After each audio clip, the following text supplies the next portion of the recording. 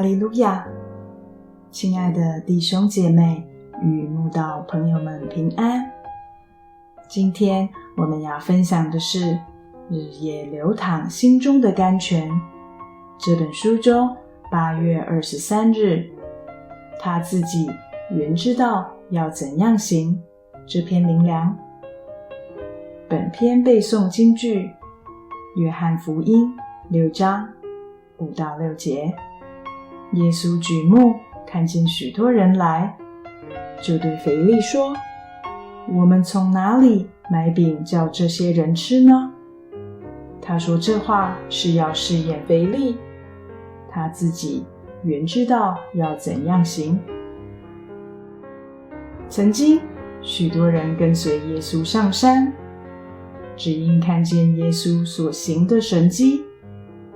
当时天色已晚，众人的晚餐是个极大的问题。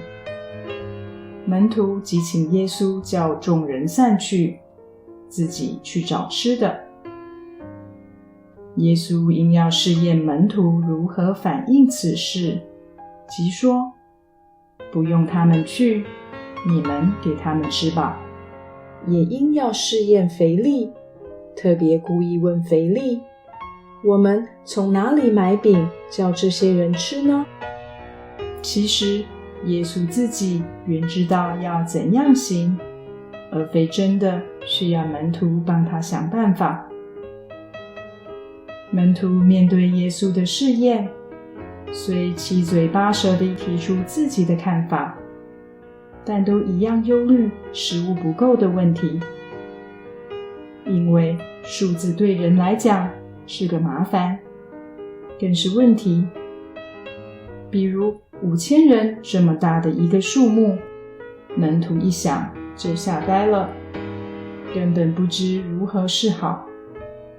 但对神来讲，数字只是个限制不了他的文字与符号而已。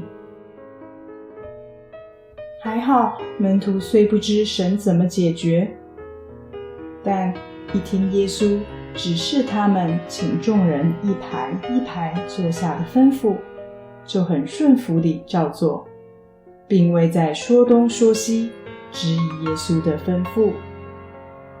而后他们就看见主耶稣只是对天祝谢而已，马上就能以5饼2鱼为素材，喂饱了超过5000以上的人。吃剩的零碎还可装满12个篮子。主耶稣一讲话，大家就照做，没人再发表意见，就是身体力行顺服最好的方法。今日神的儿女也当如此顺服，因为神不需要人当他的谋士，给他出意见。现今我们在教会为神做工，正是应该学习门徒这种单纯信靠的心。他自己原知道要怎样行，我们还担心什么？有神可靠，根本不需自己想方设法找出路。虽然教会推展圣工，常会遇到极大的困难，但在神没有难成的事，所有的问题神都会自己解决，我们不用忧虑。我们真该担心的是自己被神试验有没有过关，是被神纪念大得赏赐，还是信心全无被神厌弃。他自己原知道要怎样行。约翰福音记载的一句话如此铿锵有力，总在纷扰的教会事务中一次次带给我信心、希望、坚定，在等待中向前行。